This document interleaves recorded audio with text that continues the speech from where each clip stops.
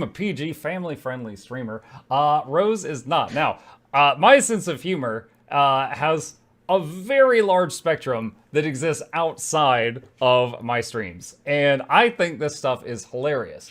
It is not within the purview of what I normally stream. If you're watching this on YouTube in the future, by the power of Hungarian video editing, we will make this safe for you. By the will of Allah. This will live on his video, on his YouTube channel. If you are watching this with me live, buckle up. And yes, this is the first frame. There it is. You see, what did I tell you? What did I tell you? Christian-friendly videos, right there. You see, I even blurred out the word. I even censored the word. For the delicate visuals, for those with the lily white complexion and the paper thin skin that shatters on the sound of a word. On the sound of the vibrations of certain words coming out of people's throats. I censored that word so their delicate little eyes could see it. So I don't know what he's talking about. Confirmed as a Christian channel, right there, in the first frame. Oh, shit. Here we go again. You know, life out here in the organic whole food section aisle is, it's a pretty rough affair. I mean, sure, the coke on the tables that makes you run faster is free, and we're only the second worst inner city interior. But these levels of plot. Dude, second, he's insulting Asura. You live in dirt. Okay, also.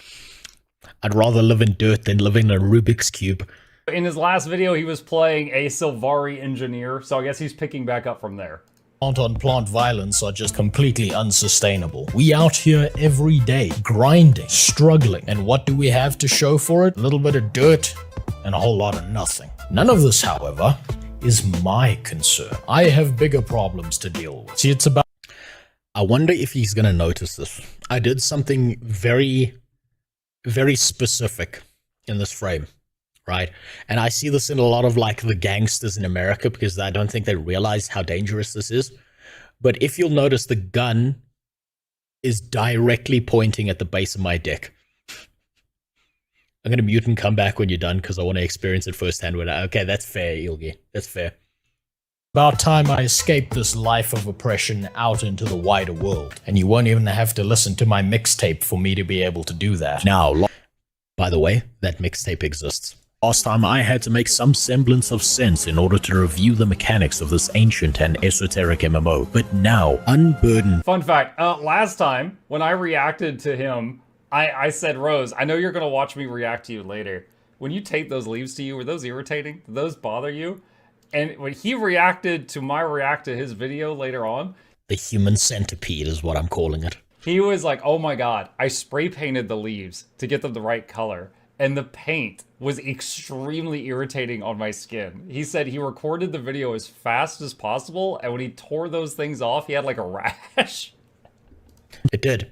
It turns out that spray paint and skin don't mix. Semblance of sense in order to review the mechanics of this ancient and esoteric MMO. But now, unburdened by the need to explain how and why things work, I don't have to make any sense at all, and can instead focus on... Did you see it?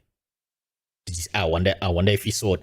Whether that frame just he just missed that frame entirely, making you as nauseous and confused with my Guild Wars 2 incite fear in local streamers. This is it. This is my guest appearance in his video. Yes. Fight or flight, hidden effects. Wow. Takes as possible. Previously, I met the results of what happens when a game dev doesn't receive enough love as a child. Got flashbanged by the amount. Jumping puzzles? Apparently jumping puzzles are what happens if a game dev does not have enough love as a child. Absolutely.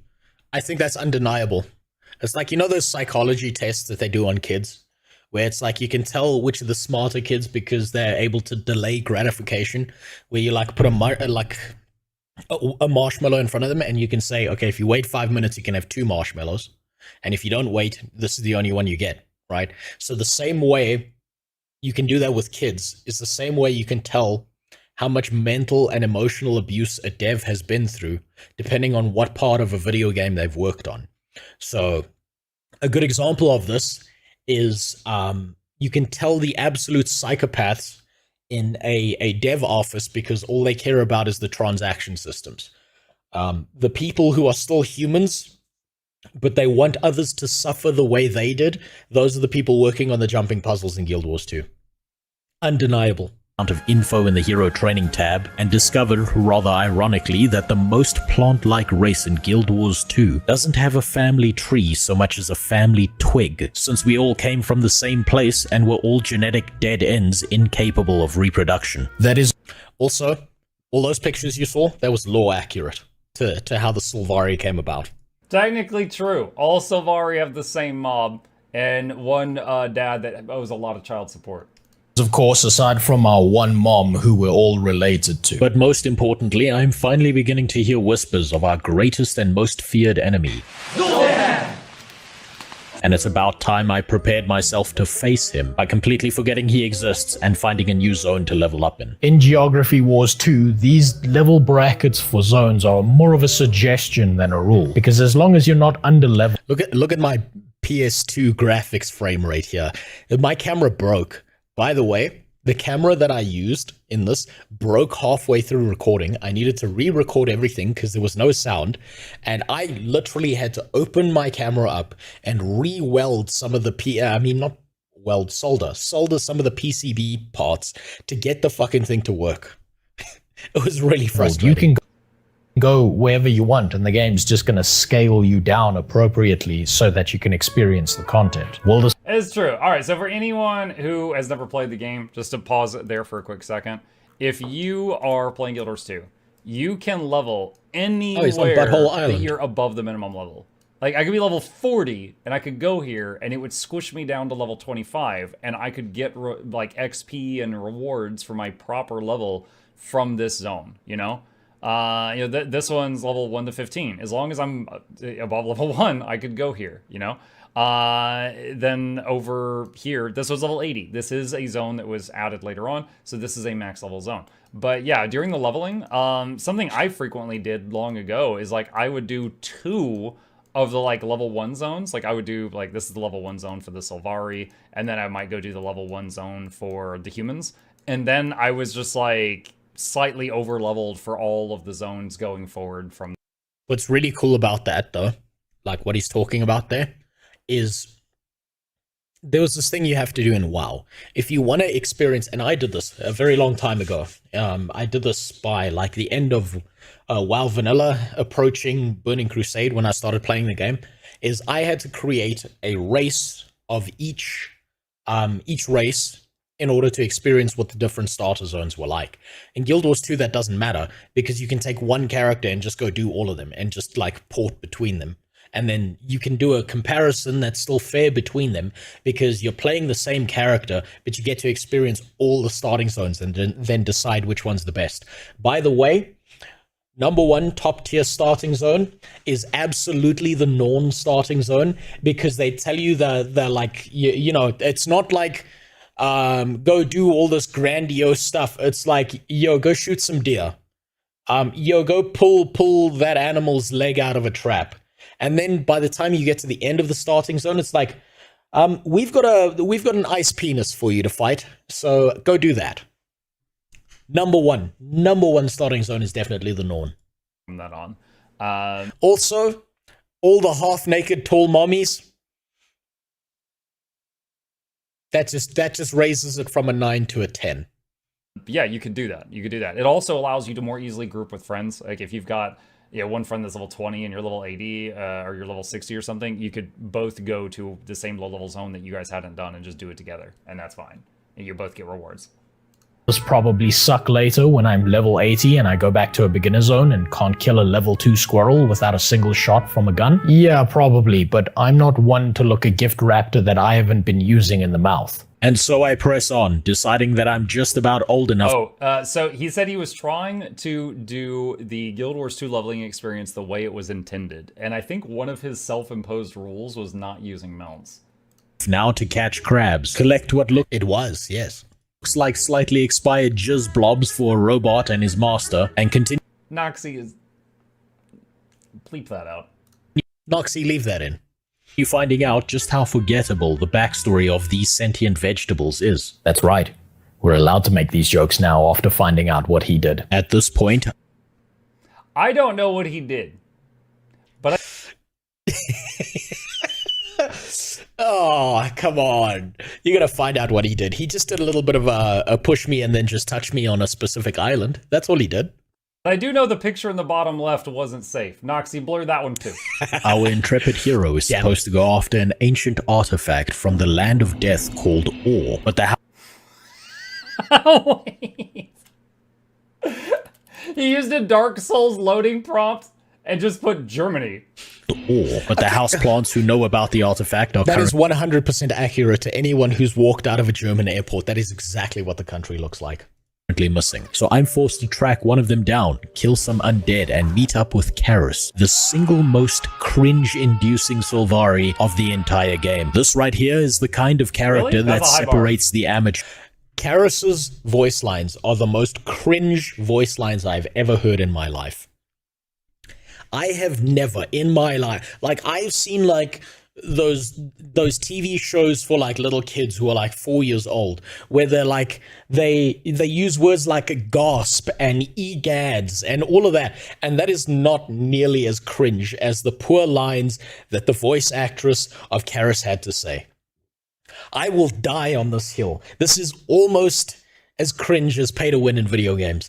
Almost. Not there. Almost. From the pros. And Julie Nathanson, the voice actor of Cabbage, is definitely a pro. You can tell because she had to read some of these lines out loud and have them haunt her nightmares, as well as have her voice immortal of these lines out loud and have them haunt her nightmares. Spend so much time chasing others in their dreams, I forgot to chase my own. Nightmares, as well as have her voice immortalized. I was thinking I should wait, but then I stopped thinking that because they were crate, those eels will pay for harming Tegwin. In this horror show of a dialogue. And even after doing so, there's not a single mention in her wiki about her putting a gun in her mouth and redecorating the nearest ceiling. We thank you for your service, Julie, and hope that you're in a better place now. Cringe Princess tells us healing. We thank you. I love how I go through things so fast. He's got to be like, wait, and then like run back through the video. Now he's going to have to read certain comments that poor Noxie has to blur out. They still care, they just can't do all their caring thanks to catering to invest. Absolutely. NCSoft is, you got to think about it this way, right?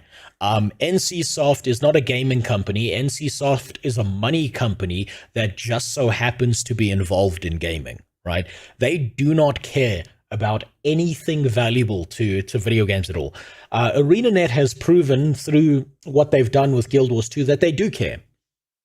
NCSoft, I'm quite sure, is like it's like the bad uncle at the barbecue that keeps trying to touch the kids, and every time he catches one alone, that kid has to run for their life. That's what NCSoft seems like. It seems like ANET is like a 4-year-old that just got lost at the barbecue and no one knows who they are, and the uncle without a shirt on that no one trusts is getting a little bit too close to that kid. That's what it feels like every single time I look at like ArenaNet and NCSoft. For your service, Julie, and hope that you're in a Sincerely hope they paid you before going better place under. now. Sincerely hope they never Wow! Nox, blur it. Cringe Princess tells us here that forgettable mentor number 25, Tegwin, managed to somehow be outsmarted by a bunch of fish who are now holding her captive underwater, but That's not fine. in the sexy way. So it's up to us to save her. Is there a hot way to have a fish hold you captive with a gun underwater? There absolutely is. And he's just proven to me that he hasn't seen the old, like, 1920s black and white films with the lake monsters. I can't think of one. From a life of being well hydrated. And it's at this point that I realize that I've forgotten to mention something to you. Guild Wars 2 has done something here that I've seen no other MMO even try to attempt. I'm hoping he's about to say underwater combat is kind of fun. Unique swimming combat system. You get your own rebreather unless you plan on drowning. Your own uniquely underwater weapon to...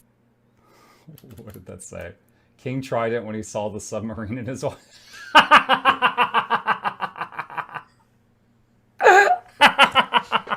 He knows that Okay, reference. all right. It took me a second to process that picture. All right. To fight enemies with unless you plan on dying. And unfortunately, as unique as this system is, the Guild Wars 2 underwater combat is just kinda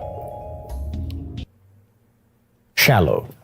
Especially when compared to the other mechanics of this game, since there's about as much weapon variety. Oh man, my audio is so bad. I've had so many fights with my audio, I've still got to fix it. It's definitely overcompressed, and I think my noise suppression is too loud, because I've got a lot of background noise to compete with. I've really got to fix that here. As an You're playing an engineer. You've all okay, yeah. He's playing, I think, the only class, or one of the only classes that only has one underwater weapon, but he has kits. He could swap to a grenade kit and hurl grenades underwater if he wants to. That's fair, that's fine. But total, there's only 3 weapons. Spear, trident, and harpoon. Unless I'm missing something. Unless something completely flew past me. There's only 3 weapons you get to choose from for underwater combat. And I just wish there was more. I really genuinely wish there was more. I want like an electric cattle prod. I want like like a missile. I want like a bunch of stuff. I want something that I can like walk up to people in, like an underwater lawnmower that just like chops people up in front of me. There are so many good ideas that they could have put for combat that has 3 dimensions in it, right?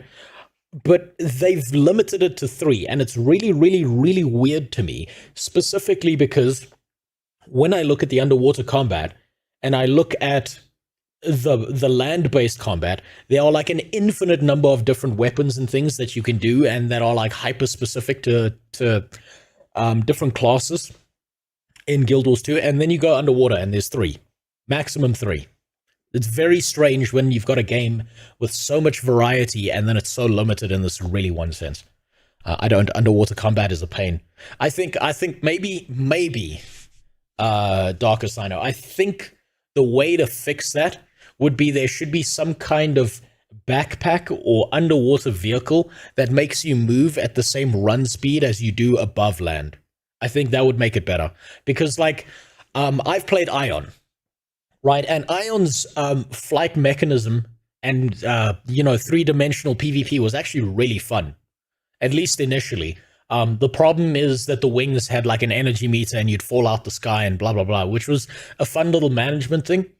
But I think it's almost like the fundamental system of underwater combat could be really good for Guild Wars 2, but it feels like an abandoned idea. It feels like they got to a point where they just decided, no, we're not going to do this anymore. That's what it feels like to me. At least that's what it felt like when I was leveling up. Like, he has other options. But yeah, if he's not using kits, then the harpoon gun on Engineer is the only underwater weapon.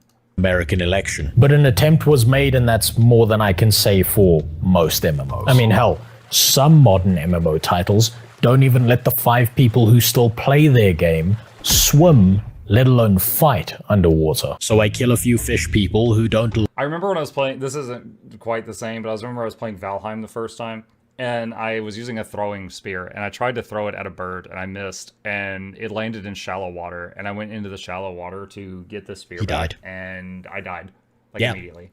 Yeah, he died. Now, this is right when Valheim came out, but if you entered water, you just died. Mm-hmm. And I was just like, what? So I lost my weapon. Like, all Valheim characters were confirmed to have rabies in the very first beginning, like, patches of the game, which means if you touch water and stuff, because you're so hydrophobic, you die instantly. That was the lore reason given. Source, I made it the fuck up. I like it when I refer to them as Naga, because that's their word now. I free the Do I even want to back this up and read what that said? Yes, back it up. Back it up. Mindly, the game break we're looking for a lot as Naga underwater. So I kill a few fish people who don't like it when I refer to them as Naga, because that's their word. Twitch suspended multiple World of Warcraft streamers for saying Naga. I remember this. Naga is a monster race in the game, and Twitch banned those streamers for hateful conduct because they think they're saying the N-word. What a joke of a company. They did this. They did a mass ban on people because they were referring to Naga, the actual race in WoW. Also, I've been informed that apparently the Naga race is actually in thingy is in Guild Wars 2. I have yet to see them though. I didn't know that ever happened. Good now. Okay, I free the ficus we were looking for alongside a strange little frogman. And then, unfortunately, the game breaks on me. And I know this has to be a bug because no one... Hold up, before I forget to talk about it, we'll just pause with his glorious form in the frame. I really love the underwater combat system in Guild Wars 2, so I want to talk about it. So do I. Like in the previous MMOs I played, EverQuest, World of Warcraft, if you're underwater, if you're a mage that shoots fireballs on land, you're still a mage that shoots fireballs in the water. If you're in a Guild Wars 2 and you're a mage that shoots fireballs on land, underwater you shoot like jets of boiling water, you know? Like I know! A fire elementalist. I fucking know! I know! The spells actually change underwater for some of the classes. I did this on my second account and I saw that and I'm like, oh my god, this is amazing. Underwater combat could be viable. Why did they abandon it? It made me so mad. I'm so passionate about the fact that they abandoned underwater combat. I can't tell you how mad it made me. I really think that it's a missed opportunity and I think it's something they need to look at again. That's using fire underwater, it's just superheated jets of water. Like, it makes sense, you know? Ranger pets are different underwater. Instead of, you know, I don't know, like a bear or a boar, underwater you might have a giant jellyfish or a shark. You know, things like that. The engineers' turrets have like buoys on them so that they you know, have neutral buoyancy and they'll stay wherever you put them. And there are some skills that just don't work underwater. You know, like flying jump kicks on Willbender, things like that. But they did a lot of work when the game came out to make the underwater stuff really interesting. They did, and it was so good. It was so good. Every time I played a new class to test out and like level things on my second account, like that I used to like double check things, right? Oh my god, it was so good. It was so cool. Like, I actually started doing this. I did this on an elementalist, right? On the Beethoven class, is I actually went and found a body of water to jump my character into just to see what the changes were at that point. I went out of my way to do that just because I was so excited to see how cool that was. And then, oh man, I wish they'd kept these systems. Naga are mostly in End of Dragons. Yeah, then it's going to be a while till I see them. With your pace, you will see Naga in 2 years. Absolutely. And you know what? You know what, Tape? I feel no pressure by the game to you know, rush to that point. And that feels really good. It feels really good to be able to take my time and enjoy things in this game. I'm disappointed they didn't put an underwater PvP map in. Would have been perfect place to test it. And exactly, I needed that. I needed that from Guild Wars 2, and they let me down here. Freaking love it. This is exactly why I say it's a shallow system. Not because it's like bad or terrible. It's just look at the rest of the game. Look at the variety for the rest of Guild Wars 2, and then look at the underwater combat system. You can't look at the two by comparison and say that underwater combat isn't shallow. It just is by comparison, because everything else is so much work and effort and energy put into it, and then this one is like, they stopped at step one. That's what it feels like. Among MMOs, it's my favorite underwater system. However, it does need balance. They've not really made any content focused on underwater in a very long time, and so like if you do some of the older underwater content and you've got like, you know, other people in your party, some of them are going to do way more damage than the others because it's they need to tweak the numbers. Yeah, all right, that's it. In their right mind would look at that face and think it wasn't supposed to be in a cage. NCSoft really needs to fix their game. It's only rational that I should be able to put that thing out of its misery the moment I see it. Eventually, though, this leads me on to meeting up with some better looking rat people who have the artifact well. What? The script? The script are better looking rat people. Absolutely. Oh my god, ban this man. It's here. Skrin should be playable. Is it Skrin or Skrit? I'm sure it's Skrit. Maybe I misheard him. Here again, that Guild Wars 2 storytelling is marred by the lack of intrigue or anything unique happening. I honestly felt more focused when the game was devastating my attention span every 5 seconds with a jumping puzzle or a hidden chest. See, unlike the visuals, the combat, the interesting spell effects, and even the differing themes that I've seen in different parts of the world so far. There's just nothing unique or interesting that's happening about the storytelling here. There's no hook or deeper character motivations to discover. It's simply a case of chasing around a MacGuffin until eventually we find it. And here's the real kick in the cunt. When we do find this artifact, Bleep it. we're not even the ones who get to use it. And there's no significant story progress made at all. Instead, we're back. I'm gonna pause here for a sec. I actually don't remember where he's at right now. So he's doing a step of his personal story. I can tell that. For those that don't know, the personal stories in the game, like, you know, you've got like the Sylvari, the Asura, the Humans, the Norns, the Char. Each of them, you make choices when you make your character, right? And when you make those choices, you start out with different early quests. Now, all of those quests, like all of the Sylvari different choices, will have different quests at level 1, and then different quests at like level 10, but then they like maybe merge together by level 20-ish, and then they're all on the same quest at that point, right? And then by level 30, the Sylvari, Human, Norn, Char, all of them will merge together at level 30. And at level 30, you Binding paths. I think it's you get to level 40 and by then you're done with all the personal story stuff. choose one of 3 factions to join. And then you do those faction quests. But then by level 40 or 50, all of those paths merge together and you're fighting Zoltan, you know, by level 80. So all of the stories converge by that point. What he's doing... I think they shouldn't converge. I think they should converge at level 80. I think the personal story should be something continually done from level 1 to 80, and they all converge right at the very end, and they give you something, you know, that feels more personalized to your character. I genuinely think they ended that part of it too early, because the personal stories are such a cool idea. It's such a cool idea that you've picked out this path for your character, and then you get to experience how these things happen, right? I think they need to cut down on a lot of characters that don't feel important to the story, make more significant but less characters, and take the personal story and make it something that goes all the way to max level. And once you get to max level, then have it merge together, and then have everyone be at that point. And it doesn't even have to be like these wide, overarching, like, variations between the stories. It just needs to be little things. Just little things. I wouldn't have trusted them back in 2017, 2018 to balance underwater stuff, but they've gotten much better and more frequent. You see, I wasn't playing in 2017 and 2018, but from what I've seen playing like since like maybe 2020, yeah, I think they could do it. I genuinely think they could do it. I remember way back in the day, my guild was getting ready for underwater expansion, so we started prepping underwater legendary. Oh, you got screwed, Usedat. Oh, they screwed you.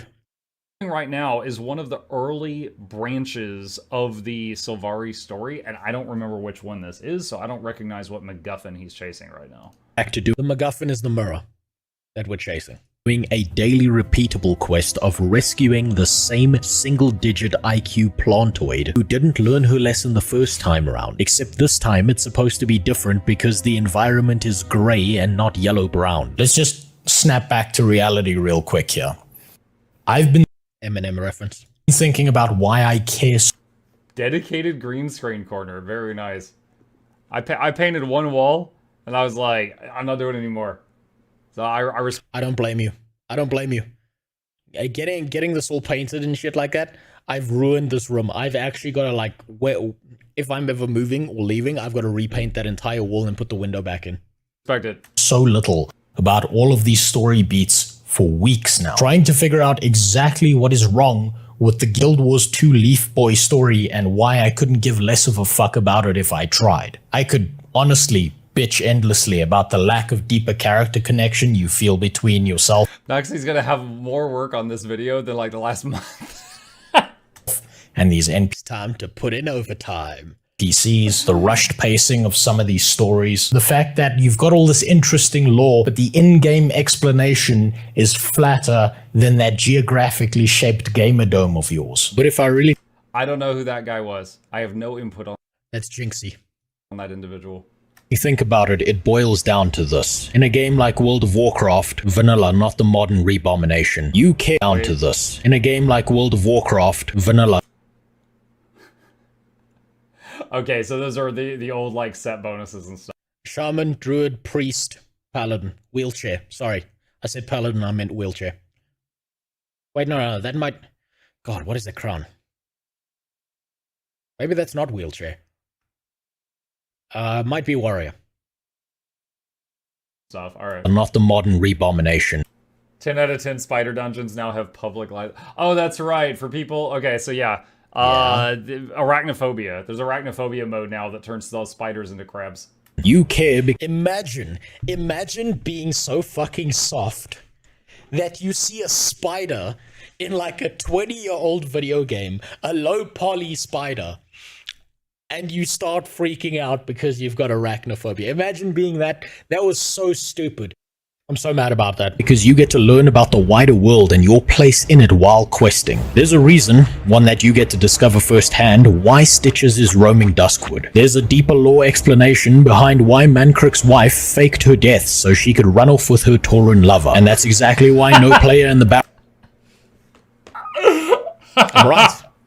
Read the subtext. Read the subtext of the quest. I'm right. Has ever found her body. But if you look at Guild Wars 2, your character isn't so much a piece of the world as a placeholder for all the events that are happening around them. Most of the time it feels like you're listening to some pre-recorded message that's been strapped to a mannequin. And once you're somewhere else, then off screen they go and do something stupid that you have to come in and solve. Look, I get it. Guild Wars 2 is touted as the everything game. And there is everything in this game. I've seen so much cool shit, but got to experience none of it firsthand yet. And you learn next to nothing about that from the in-game world itself while you're leveling up. Maybe it's because the leveling experience is just old and outdated at this point, but then I would argue that instead of an extra expansion, they should probably be working on a better revamp of this section of the story. Because I promise you, I would slam dunk an Asura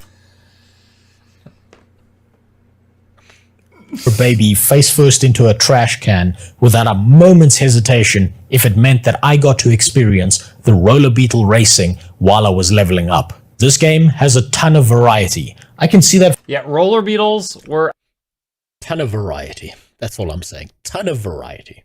Added in Living World Season 4. So there was like the base game, Season 1, Heart of Thorns, Season... You can actually experience the roller beetle racing. So Tape, I do know that.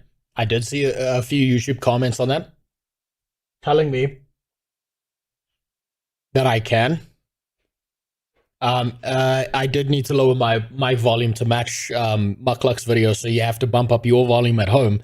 Otherwise, I drown him out, right? So, I did see that, Tape. But, remember, I'm playing this leveling experience the way your average player who doesn't look up any guides, who doesn't go on YouTube, who's just playing the game for the first time does, right? At no point during that experience did the game indicate to me, go to this beetle racing place so you can see this really, really awesome shit before you get to level 80. The issue I have here is not that I have to wait until level 80. It's worse instead of better because it's there and I can experience it, but unless you stumble across it, unless you go to the right place, there's no indication that it exists. And the only way you're going to find it, I mean, the only thing they had to do to fix this was send me some mail. Send me one piece of mail. If you walk around while a race is going on, it will indicate to you like an event. Okay, well, I never saw a race. I never saw a single one. Not through any of my characters that I leveled up did I see a single race happening. That's the problem. And so I missed that entire piece of content that I really, really would have loved to get into. But I leveled 8 different characters. Keep that in mind. 8 different characters, all the way to level 80, to make these videos, to double check what I'm saying. Not once did I see an open world race happening. That's the problem. And all they need to do to fix this is I hit a certain level and they send me a piece of mail. Oh, by the way, this guy's got a roller beetle racing thing that's going on. That's all I needed. I would have, the same way during the Halloween event that I saw that door and I went to the clock tower and nearly had a fucking stroke. If I had seen a piece of mail that told me I could do the roller beetle racing, I'm telling you now, I would have spent a week doing that and nothing else. I would have delayed on everything just to experience more of that. Season 2 and 3, and then like the Path of Fire. So it's after Also, I need to be really careful wearing this wife beater because goddamn, my tits are way too juicy. Path of Fire, roller beetles were added in. So I mean, they could probably set up like rentals or something like that, but you wouldn't be able to obtain it unless they added a new way of obtaining it. From a mile away, I just can't experience any of it because I'm not level 80 yet. And that's a real shame, especially for new players when you think about it. So far, the leveling consists of completing allocated story rations and then just getting right back to explosively shitting out levels until you Nox, blur it. hit the next decade bracket for more mediocre story quests that have you do the same thing with some forgettable dialogue sprinkled in. And the only reason Guild Wars 2 can get away with this is probably because of how fluid the combat feels and how good the low poly world still looks even to this day. It's no example. So, okay, a couple things there. One, it is true that, like, let's say you are doing your main quest line every time you can, right? So like level 1, you're doing your main quest line. Maybe you finish it by level 3, and then it says get to level 10 to do more of the main quest. I do think that's dumb. I agree with that. All right. So you get to level 10, and then you can do the main. So to that point, apparently it used to not be like that, right? Apparently it used to be just like do the quest as much as you want, and I think that was a mistake. I think they shouldn't have done that, right? I think they should have just continually gone at like allowing you to continue to do the story quest and so on and so forth. I think they could have better integrated the way the story works, or added more volume to the story quest so that you explore the world while you're doing it. Because the problem is, and I said this in the first one, right? Hard quests aren't bad. They're the standard across every single MMO.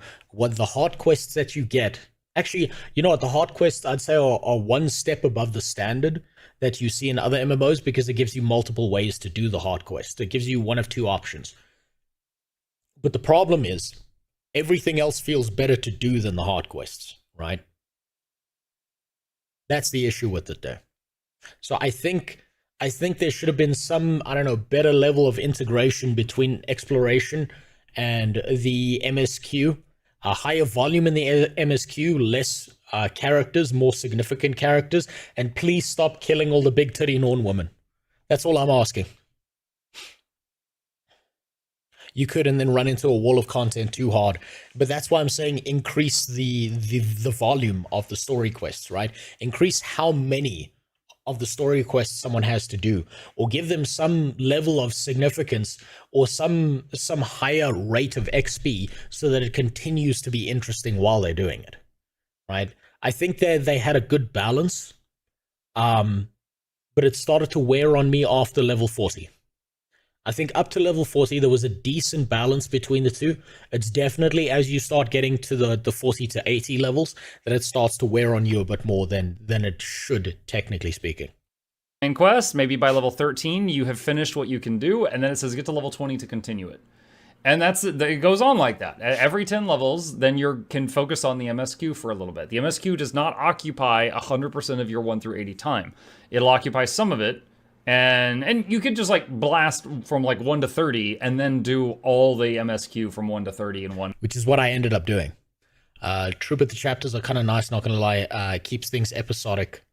And when there's only like 2 parts left of the chapter, but you need 4 levels first, you kind of want to push through. But yeah, it is partially a skill issue. But I think there are ways to address it that the devs could have used, rather than just level gating it that easily. Sitting if you wish to, like, you could do that. But yeah, there's a chunk of it at 10, 20, 30, 40, 50, so on, so on, and so on. I wish that was different. I do think the pacing of that could be better. It could be better. I don't dislike the Guild Wars 2 story. Now, obviously, I'm a Guild Wars 2 content creator. I don't love the early story. I don't hate it either. I'm definitely more neutral about it. I think as far as to what he's saying, the early story, weirdly enough, is the worst. I think because they should have involved a personal story way more. And I think once I got past level 40, things got far more interesting Old Man Foreskin was really fun. I really liked him. Too bad he dies. Spoilers for a 12-year-old game, by the way. I will be vague because I don't intend to spoil people with this.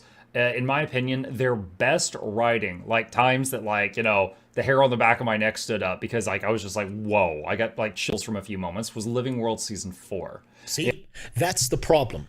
What he just pointed out is the problem, right?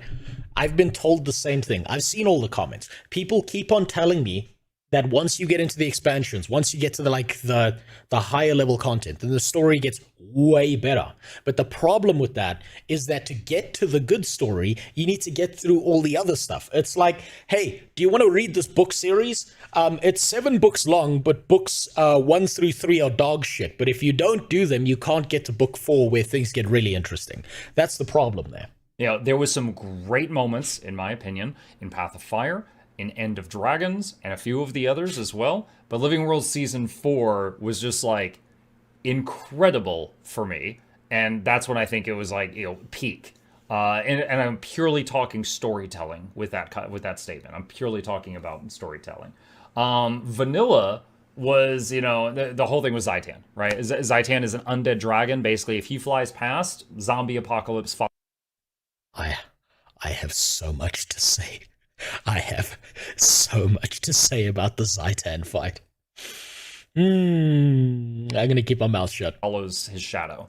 Really cool idea of an enemy, really cool villain, and they're trying to figure out how to take this thing down, and at the same time constantly having to fight the undead hordes. But yeah, the whole...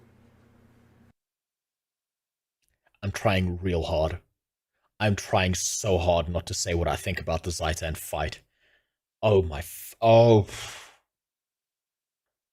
Fuck me. Save it for the video. Experience leading up to Zaitan definitely could be better. I agree with that. Exaggeration when I say that nothing interesting or significant really happens story-wise or mechanics-wise between the levels 20 and 30 story brackets. All you do is play tower defense that you don't even need to be present for, track down some... By the way, that quest I showed right here. This one. But yeah, the whole...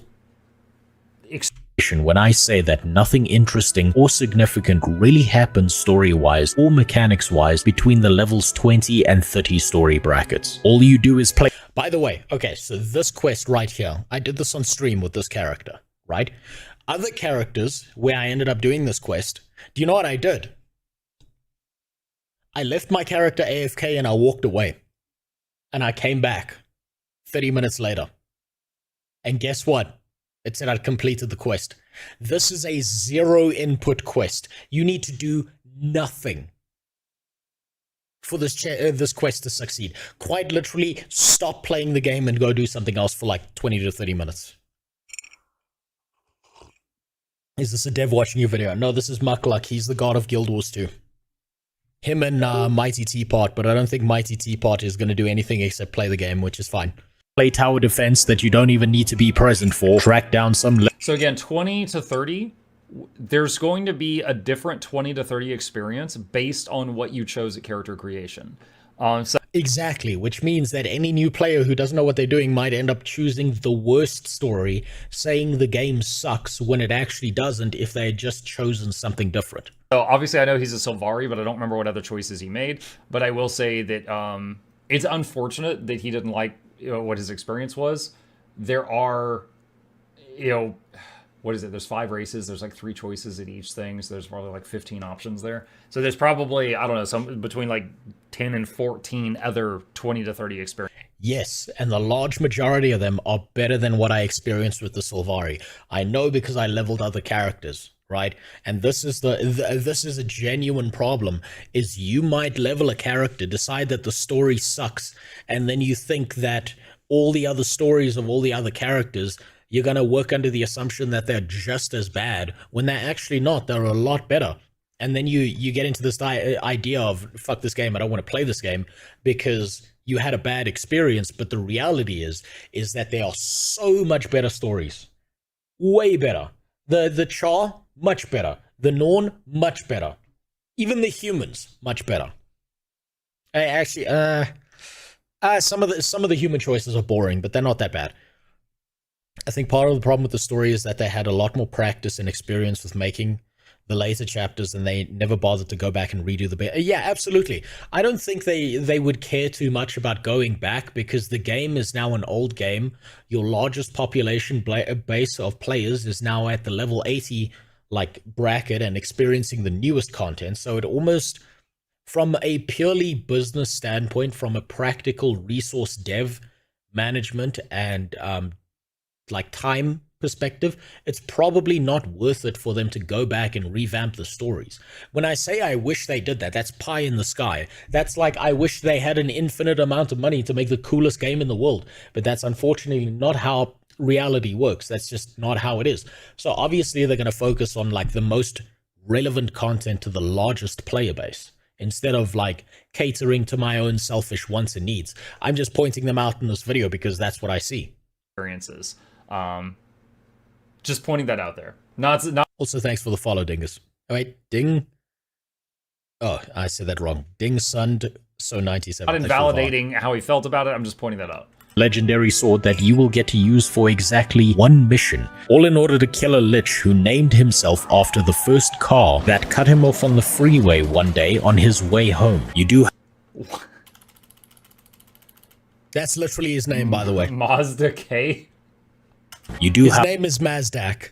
However, get to learn how much better looking the human capital city is in comparison to our own original fertilized hood. I mean, look at this place. Actual civilization. To be fair, lore-wise, I think Divinity's Reach has been there for like hundreds of years, and the Sylvari are like 2. So the Sylvari haven't had a lot of time to advance themselves in architecture. Once again, for anyone who missed the last video, when the Sylvari pop out of the pods, they're like adult size. They don't have a baby state. They pop out adult. Confirming that the Guild Wars 2 devs are absolutely based and will not tolerate someone like Dr. Disrespect playing their game. Size. So they're baby adults.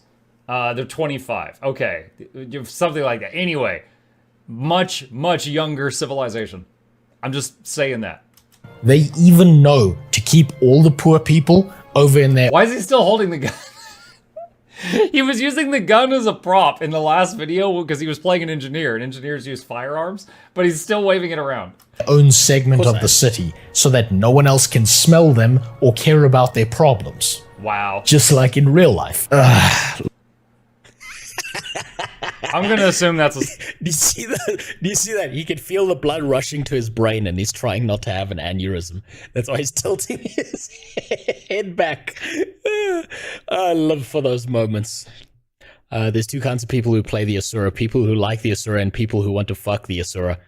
I don't believe that second group exists. It's disgusting. There are over 1K results on R35. Oh God, no. Oh no. No, I didn't. Oh no. Stab at California.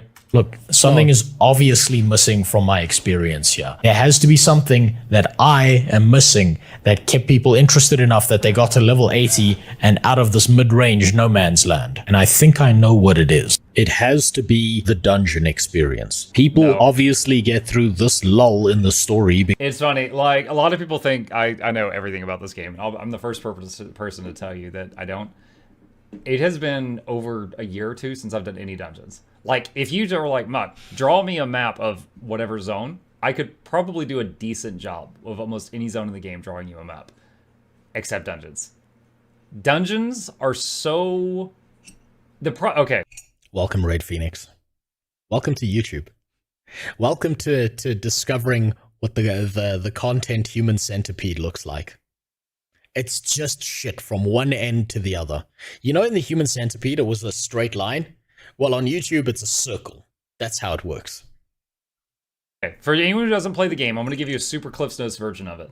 Dungeons, yeah, every MMO has dungeons. We all know what dungeons are. There's story mode, which has like NPCs talking. There's actual lore, like, you know, come with me. We're trying to get this artifact. We're trying to save Billy, whatever. Timmy fell down the well. You're there for a reason, and you follow them and their story. And then there's another mode in the dungeon where you just go through it, and there's not talking, and you just blast through it as fast as you want, and you just go through it, and that's more of like a group experience. Yeah, guess which experience I had. What are we playing today? Well, later today, Phoenix, we're going to be playing American Cop Simulator.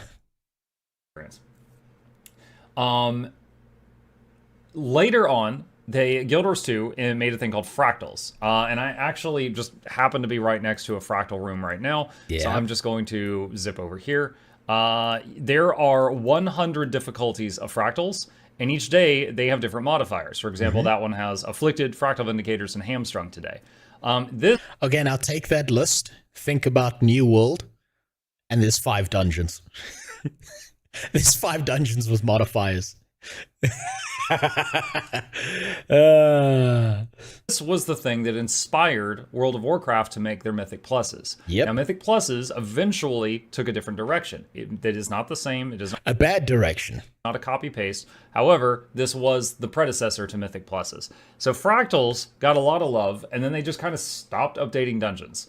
For better or for worse, Fractals kind of became the thing that replaced them. So dungeons are still there, but they take... No one gives a fuck about them, is what he's trying to say. No one gives a singular fuck about dungeons. Longer than Fractals, and they pay less than Fractals, so not many people do Fractals, or sorry, not many people do dungeons instead of Fractals unless they need something. So that's it. Like, I myself, veteran of the game, thousands of hours, I haven't gone back to a dungeon. I haven't had a reason to in a very, very, very long time. Okay.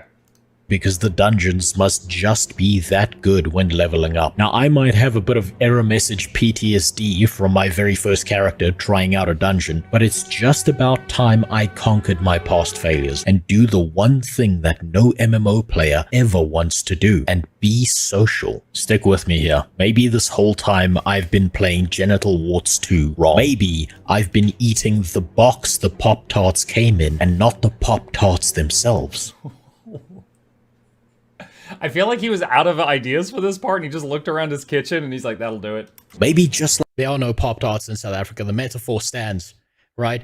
What I was trying to get at with that metaphor is the idea that there are certain MMOs out there where the entire game world is shit, and then you get into the dungeons, and that's all everyone cares about, because the dungeons are just that good. So the box to the Pop-Tarts is the rest of the game, and the Pop-Tarts themselves are the dungeons. That is the MMO. Wait, Africa has food? Absolutely not. That's why I said they don't exist. We have to dream about food when we're hungry. That's how we fill our stomachs. Weird thing is dungeons were meant to be done as you are leveling, which makes it even worse. They are such abandoned things. And Tabe, to your experience in dungeons, I'm not surprised. I am not surprised at all. Like how The Witcher 3 is just an extra fold of skin that hides the cheesy center that is the card. Noxy, just zoom in on my horrified face for this part, thank you. Game that part I put in just for him. Went beneath it. The Guild Wars 2 world is nothing more than an excuse for amazing instance. Oh, hey, it's me, what's up? Content. So step 1 is form a group, then an excuse for amazing instant. Okay. Yeah, that's pre-beard. Alright, so he probably got this from, I don't know, maybe the... I got this from a while back. I was looking for what are the coolest looking dungeons, and so I've actually been through like a catalog of a lot of both his Mighty Teapot and a few other Guild Wars streamers to see like what does the instance content really look like, and a lot of it seems pretty good. From an outside perspective, the Guild Wars 2 content looks good and is less confusing than WoW, and doesn't look like someone needs to show up at your house in a white van with a jacket with some really long sleeves that tie behind your back for some reason. It feels like you can play a lot of the instance content in Guild Wars 2 without developing alternate personalities to cope with the idea that you might be doing things in a way that don't make realistic sense, right? What I found when I built that whole catalog of streamer content was that I just needed a short clip, and this looked really cool. Think about this from a new player outside perspective who's never done this. This looks really cool. This kind of stuff. These mechanics, nice bright circles on the ground so you know not where to stand. You can see there's a whole pattern tactic to how they're raiding this boss. Maybe they don't care. Maybe they're just bursting it down. But that's at least what it looks like from an outsider perspective. Twin Largos guide? I don't know when I last did Twin Largos. A while ago. So step 1 is form a group. Easy enough when you're not socially retarded, so I rope someone else into doing that for me. Wait, Bella. Bella, you in chat? I've seen Bella in my chat before. And then, once that's done, step 2 is... And will you look at that? It's already over. Guild Wars 2 dungeons would probably be a fun experience if not done with a group of coked out speed freaks. Yep. Yeah, there it is. Dungeons have been in the game since it launched. So, one, again, if you do the whole thing, it's a very long process. 2, they don't really pay that well if you do them the long way. So, they've been out 10 years. So people, yeah, it's a time efficiency thing. I completely understand this. Think about this. I'm looking at this from the perspective of a new player, right? Everyone else in this dungeon is looking at this experience from the fact that they've been playing this game for years. They are going to blast their way through this shit because for this to be valuable enough for their time for them to do this dungeon, they need to do it as quickly as possible. For me, I'm trying to experience the story. I'm trying to understand the world. I'm trying to figure out why the hell are we in this dungeon in the first place. So we've got 2 completely different objectives. So I don't blame players for doing this because this is not like unique to Guild Wars 2. Any MMO that gets old enough, you will see the exact same thing happen and they will shit on the new guy for taking too long. That's just a thing that happens in MMOs. You know how speedrunners are. They could come out with some pretty crazy stuff. They've figured out which mobs are not essential, which ones are not necessary to kill. They figure out if you stand in a certain corner and hop on one leg and sing happy birthday on a full moon at midnight, you can no-clip to the world and land at the final boss. Crap like that. Yep. So they will do these things way faster than you would think is possible, which if you're getting the new player experience, probably not great.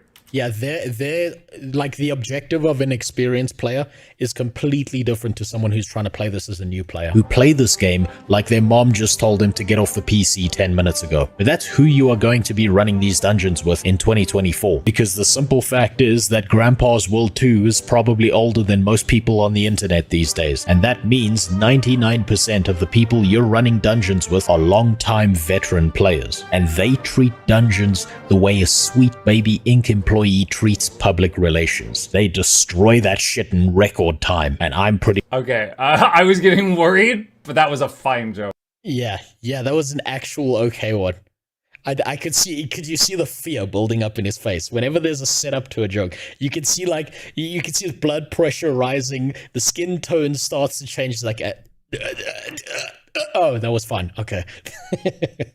Sure, I was still watching the dungeon intro cutscene by the time these guys had downed the first boss. And the worst part was, the story that was attached to this little piece of content in the dungeon was actually more interesting than the MSQ itself. What I managed to pick up in the brief Yeah, so there's, I don't know, 8 or so dungeons, and each dungeon does have a major story attached to it. Yes, and it feels tighter, more concise, and more precise than anything I saw out in the actual open world. All of the dungeons that I've been through on my alts and on the character that's on this main account that I use, all of those dungeons feel like tight, neat, concise stories. I didn't even register. This is the weirdest part, right? I didn't even register until later that Aya is in this dungeon. Right? But all I knew was there was a big, hot, tall Norn mommy and a house cat that was in there. And they were talking to each other in the entire way through this dungeon. And I've done this multiple times to try and get like the story of this done. And the story between those two, you can see that they've got some history. You can see there's some emotional interplay happening between them. No, she didn't fuck the cat. But it's like you can tell that there's something going on there, and that's what's missing from the rest of the outside, like actual world story while you're leveling up. By comparison, I think he was in Ascalonian Catacombs. That one is about Ascalon. Ascalon was a city that the Char essentially dropped a nuke on, and magical nuke. And so there's a bunch of ghosts there. and the ghosts hate the char. I mean, with kind of good reason, but the dungeon party is led by Ritlock, who is a char, and the ghosts there are all very anti him. So they fight back with everything they have because they remember the char destroying them. Moments of also their king is delusional enough that he still thinks that he's alive and has a chance of winning. Cutscene that I did get away with not skipping was that it all revolved around convincing a ghost king that no matter how hard he tries, wishes don't always come true because he's still dead, and as such, his body and earthly possessions are now nothing more than a chew toy to the descendants of the feral cats who helped kill him a while back. And I couldn't even take the time to enjoy it, because if I did, I would have missed. You know what's wrong with this video that I made? The editing I put into it is too slow. I speak too slowly in this video. I've definitely got to up the pace. I'm going to have to look for that in the video I'm currently editing. I'm going to have to, increase the speed, because the way I'm speaking, I think it's way too slow. Out on all of the combat happening around me. Now, I'm pretty sure that in the past, these dungeons were a pretty solid piece of content, but right here, right now, they're just not. So that, agreed. I 100% agree. I 100% agree. I think it's unfortunate he went in with a group that didn't wait on him. Maybe they did. Jimmy, to that last comment, I'm saying nothing. I'm saying nothing. You will see in the next video. Didn't communicate. Maybe he just said LFG dungeon, and then they all just assumed that everyone knew what they were doing. But yeah, I very much I know FF14 players. Next video, by the way, will be out by next week. That's what I'm aiming for. I'm about 60%. No, I'd say 70% of the way done.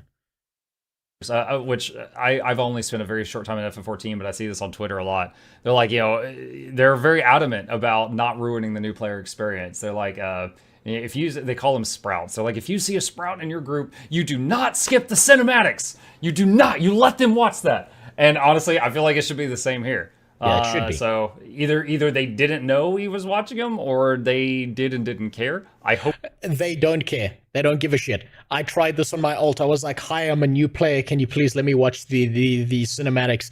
I got no fuck you. I got shut the fuck up, noob. I got you better hurry the fuck up. You can make the cutscene go faster by hitting the escape button. I got a whole bunch of things, but I did not get an opportunity to just sit there and whatchamacallit. I did not get an opportunity to sit there and watch the cutscenes 90% of the time. I had to piece together the story by going onto YouTube and finding the fucking cutscenes that were related to it. Did he comment on Trump being saved by the ghost of Shinzo Abe? No, I haven't. We're getting to that, don't worry. Hope it's the first one. But yeah, it would definitely be better if he got to experience the dungeons, because each one does have its own story with a group that is all on the same page for that, for sure. Fortunately, rules out sprinting through dungeons as any kind of significant leveling experience in 2024. Which means that we're back to doing... Shugo says that's not true about FF14. They kick you from the group if you're slow. All right, I was going by what I've seen on Twitter. It is also true. That's the worst sentence any human being can say. Is I was going by what I've seen on Twitter.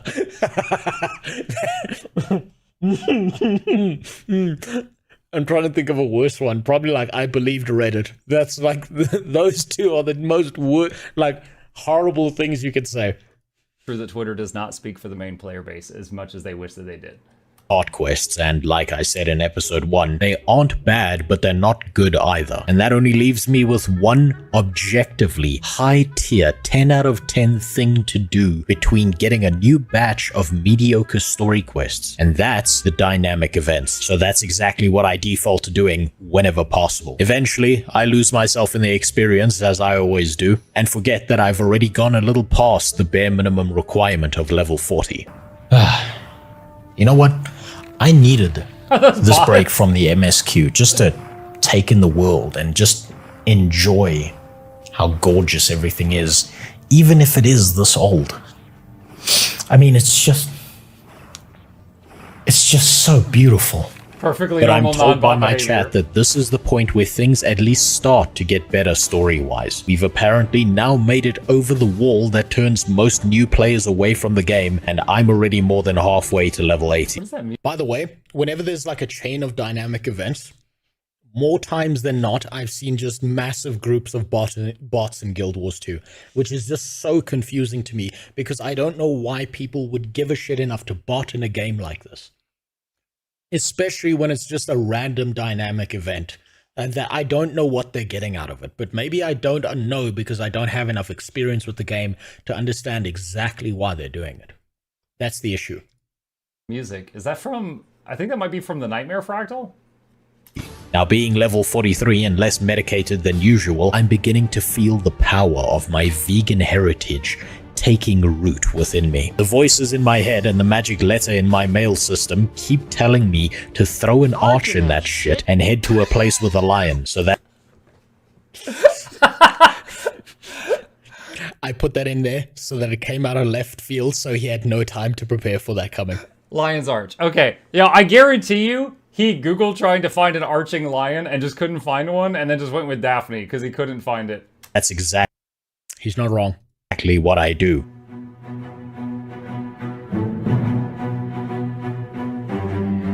Link to the video? Yeah, I'll put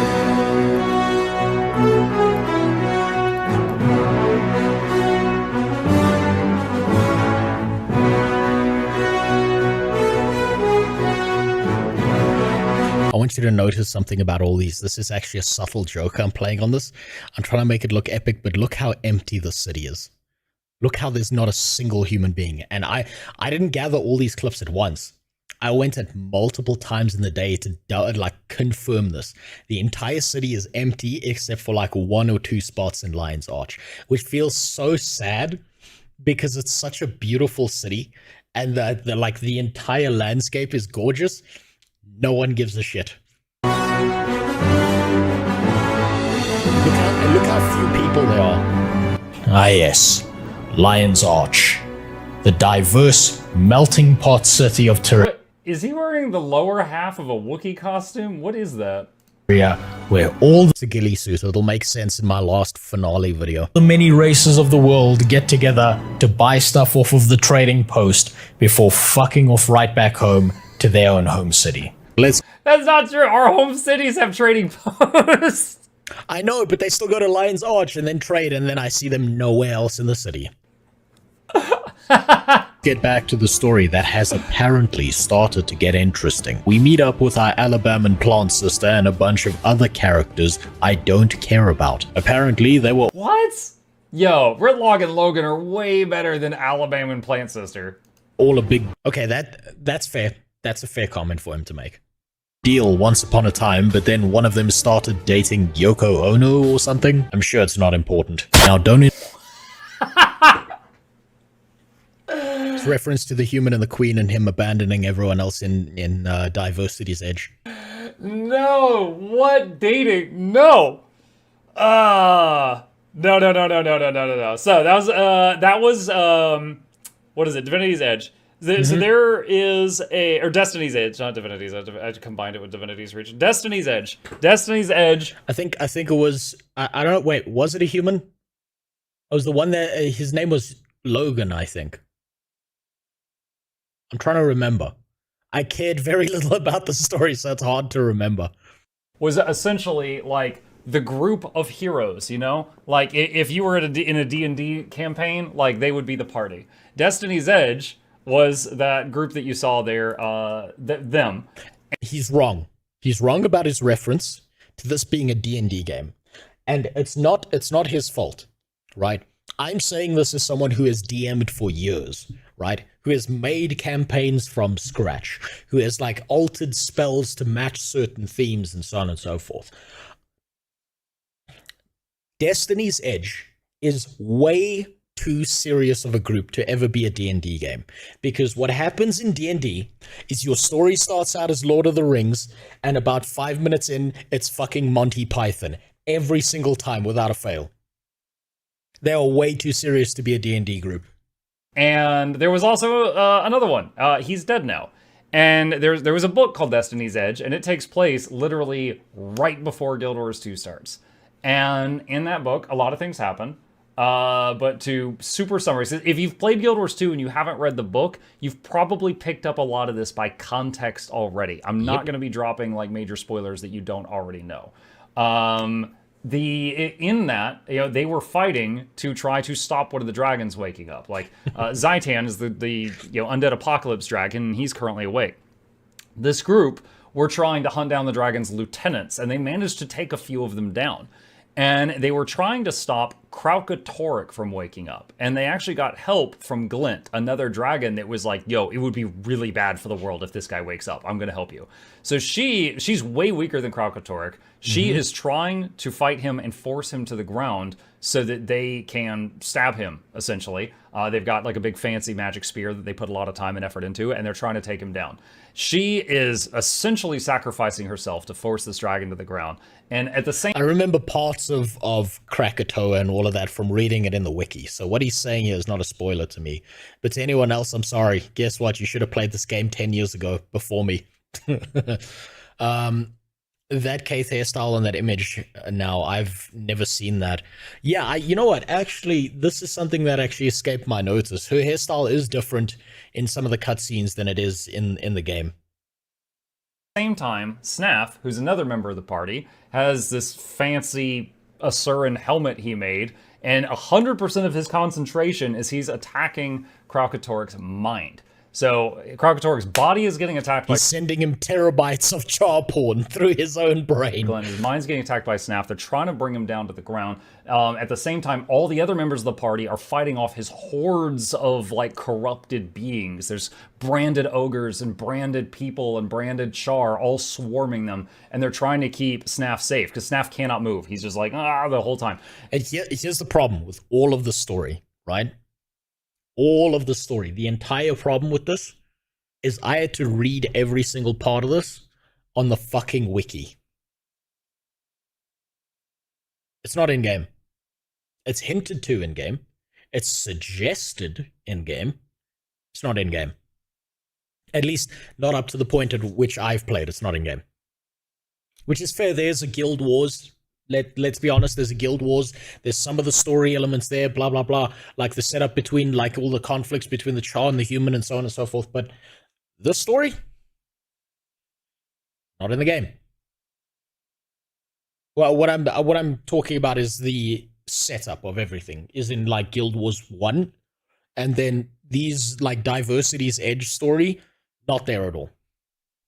You gotta go read a book, you gotta go read a wiki, you gotta go find the family tree, you've gotta figure out, okay, which toe exactly was Logan sucking on that belonged to the queen? You know, like all that kind of stuff. Yeah, in-game, all we get is just bits of it, but the whole happening is in the book. Yeah, you're right, Halloween. Also, what's up? And they're fighting, and then Logan, guy on the left, gets basically a telepathic message from Divinity's Reach that the queen's about to be murdered. And he really wants to help save the world, but he's got some toes to suck, goddammit. The queen's #1 protector. And he ports out. He waypoints out. What a simp. And Ritlock's like, no! And, you know, they felt abandoned by him. And he went... And he did, in fact, not only, to super summarize, save the queen. You know, I just registered. Like, look at this from an outside perspective. I made a Yoko Ono joke, and now he feels the need to describe the entire Guild Wars 2 Diversity's Edge story so that these people can register what fucking joke I'm making between Logan and the Queen. I disconnected him. I stun-locked him with a fucking joke. But all of Ebonhawk's stronghold. But some people that were close to him died in the process. He wasn't able to save everyone. But he actually made huge plays by doing that. However, because he was gone, the others, when they lost and Snaf was killed because they got overwhelmed, Ritlock specifically blamed Logan. He specific now whether or not it is not certain that they would have won if Logan had stayed. But Ritlock blamed Logan for them losing that day. So all the evil Kralkatorrik did after that, Ritlock basically was like, "This is your fault." And just to show in game really quickly here, this purple line right here that goes down. My son calls this the Brand Canyon. This is where Kralkatorrik flew after he woke up and got away from them and took off. And everything he passed over branded. And all the people became monsters along that whole path. So that happened. So up until that point, they had grown very close together. But that's who they are. Sorry, I know some of you were like, "Why are we going over this?" Anyway, that's who they are. There was no like, dating? Then one of them. I'm still so excited that I managed to stun lock him with a single like 20-second joke for like 5 minutes. Started dating Yoko Ono or something. I don't know what the hell that is. Not important. Now, don't interrupt me. I should be focusing on the story since apparently it's super interesting right about now. Oh, and then because I mentioned Snaf died, that's why Zoja is so bitter. That's why she's such a sassy little monster and she yells at everybody. So she blames other members of the group for Snaf dying, and Ritlock blames Logan for them losing, blah, blah, blah. Welcome, fellow members of Destiny's Edge. We must speak of the... I think I've been lied to. This is no better than any of the story at levels 20 or 30. Maybe my Twitch chat was just trolling me. I just don't see why any of this is any better than... God damn! Yeah, in the first Guild Wars 2 video, he saw a picture of Aristogalkin, and he did a booba emote, so I'm not really surprised. Right. Never mind. I see exactly why people enjoy the leveling experience of Guild Wars 2. Finally, I understand the Guild Wars 2 story. It all makes sense now. I get why this is a 10 out of 10 experience. There's nothing quite like the presence of an 8'6", 380-pound mega mommy who does... Oh my... By the way, those are her statistics. Those are like confirmed weight and height of Aristogalkin. He had the guy from Jurassic Park. Doesn't quite understand how pants work to make gamers pay attention. Now, sadly, this is just a tease. That's probably not the best. Yeah, I'm not even going to mention where that scene's from. For the future, and the game gets us back on track. I love how he had to consider whether he was going to say it or not. Track rather quickly and away from Milk Truck Supreme. I meet up with a house cat who tells us about the order they formed to keep the world safe from the different flavors of flying gecko. And that's exactly why they immediately send me out on a quest to play high-stakes veterinarian and put down a bunch of local strays instead of fighting dragons. But by chance, I am also introduced to a very special character. Now, this is an important moment because this is the second time that I get to meet a character in this game that is actually somewhat memorable. See foreskin right here, single... His name's Forgle. Handedly carries the mid-level story brackets on his back from here on out. Maybe it's the voice acting or the fact that he doesn't immediately evaporate after one quest, but for some reason this character stands out amongst a blur of unmemorable garbage I've had to put up with until this point. The only thing ruining this experience is that every now and then we're still sent out on another Scooby-Doo Mystery Machine mission to solve more small world problems that I don't exactly care about. Again, aside from Old Man For Honor, the rest of this... Imagine if it was a sneaky bath. Yeah, so I mentioned at level like 30, all the racial stuff comes together, story-wise. I love this comment here. Cool, let's hope he won't die. Oh, God. Oh, fuck. And then you get a choice to join one of 3 factions. And those factions can basically be, do you want to help us fight the dragons by joining the army on the front line? By joining the sneaky people and, trying to like pick off and assassinate targets? Or by joining the priory, which is like studying lore and books. Book nerds. I think, okay, so of the 3, I would say the Vigil seems the most proactive, but I think the sneaky people are the most interesting. That's the way it is. Did you ever try Whispers in Priory? So I've tried Whispers in Priory. I think Whispers is the most interesting, personally. I'd say the order, the tier list is Whispers, followed by Vigil, Priory last. That's just how I feel about it. And finding magic artifacts and looking for anything that will help us in like old records and things like that. It's kind of like strength dex or int. And Forgel is... Have I met Tybalt? I mean, I did recognize the name, so yes, I probably met him. Yeah, I probably don't remember him then. Yeah. Yeah. You know what I had? Hold on. Which one is he? Oh, yes! Yes. I have met him. That's why I recognize the name. Yeah, okay. Sorry. Not very memorable. No, I'm fucking with you. There's a reason I'm not mentioning him. More than what I have already. I do regret this.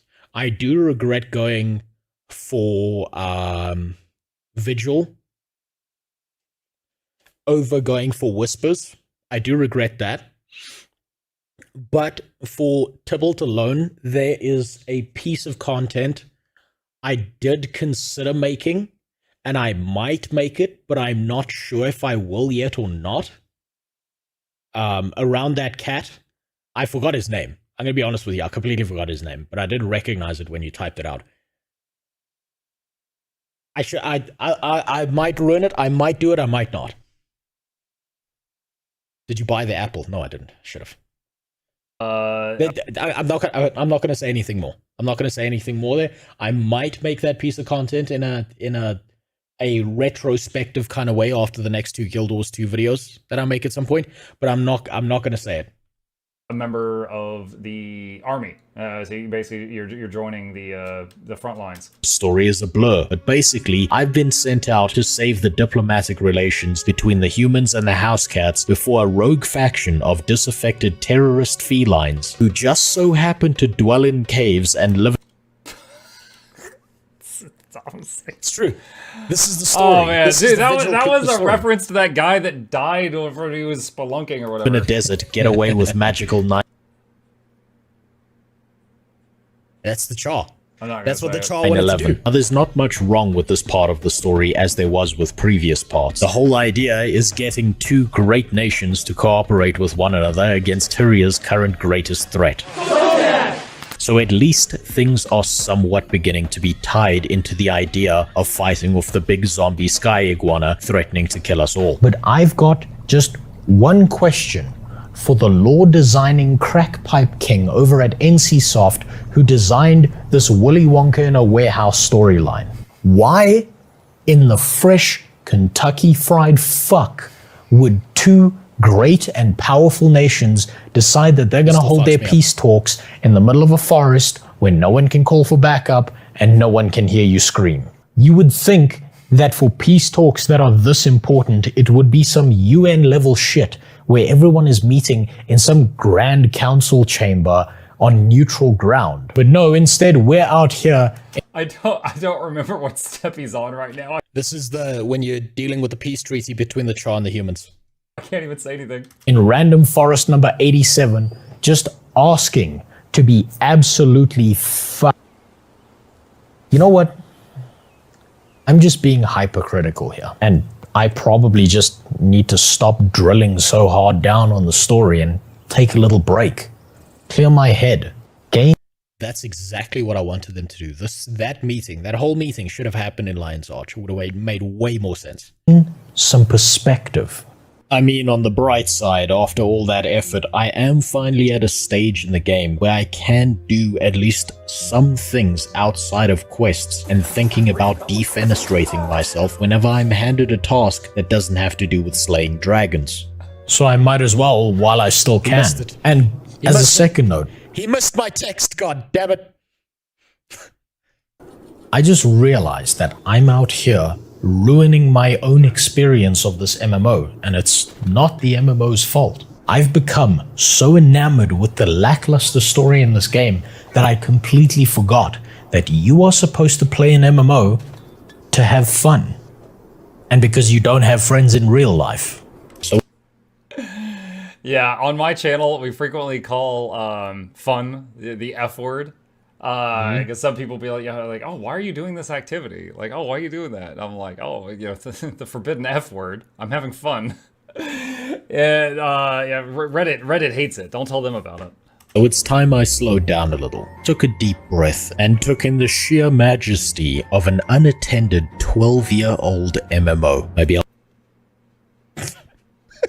talk to a few NPCs, look a little more into the world building, figure out what visual narratives Guild Wars 2 is trying to convey to me outside of the spoken or written word. It's easy to forget sometimes at these levels that we're no longer just boys in the hood.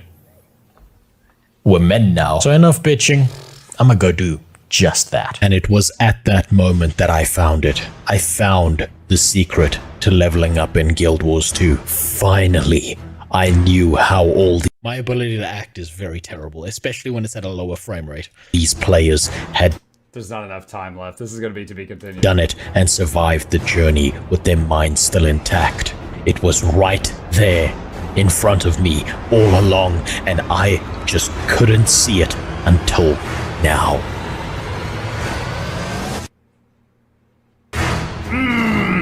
I knew it. So the pacing of that one was way too slow, that video. I should have sped up the pacing. I should have gotten rid of a lot of empty space there. I'm going to be doing that in the one I'm currently editing. I'm going to have to chop down a lot of the spaces because I feel like a lot of empty space was in there and it shouldn't be. I felt that was way too slow. I knew it. As always, big thanks to all my subscribers, both old and new.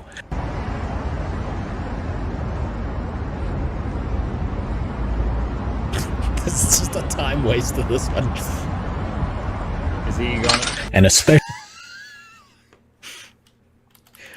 the build up to that was beautiful.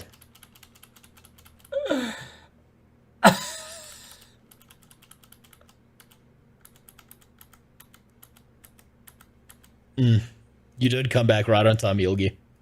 Just another hour and I should be through this. Wow.